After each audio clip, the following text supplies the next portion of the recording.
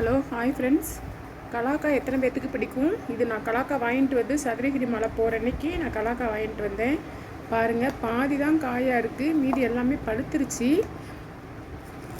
என் பொண்ணு சாப்பிட்றேன்னு மறந்து போயிட்டா. இன்றைக்கி நானும் இந்த 2-3 நாள் உடம்புக்கு முடியாதனால எடுத்து கொடுக்கவே மறந்துட்டேன். இன்றைக்கி தான் வாஷ் பண்ணி வச்சுருந்தேன். வந்தோடனே எடுத்து சாப்பிட்றா. இந்த கலாக்காயோட காரப்பொடி, நம்ம மிளகாய்த்தூள் உப்பு போட்டு இந்த கலாக்காயோட காரப்பொடி தொட்டு சாப்பிட்றது எத்தனை பேருக்கு பிடிக்கும்னு சொல்லுங்கள். எனக்கு ரொம்ப பிடிக்கும், ஆனால் இப்போதைக்கு நான் சாப்பிட முடியாது.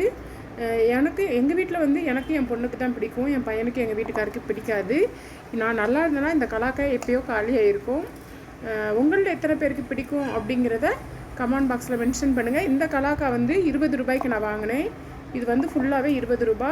உங்கள் ஊர் சைடு எவ்வளோ கிடைக்கும் அப்படிங்கிறதையும் எனக்கு கமெண்ட் பாக்ஸில் மென்ஷன் பண்ணுங்கள்.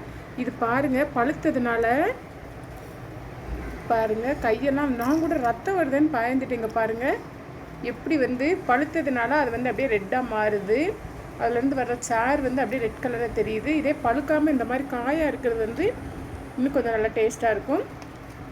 ஓகே ஃப்ரெண்ட்ஸ், இது எத்தனை பேருக்கு பிடிக்கும் அப்படிங்கிறத வந்து எனக்கு கமெண்ட் பாக்ஸில் மென்ஷன் பண்ணுங்கள்.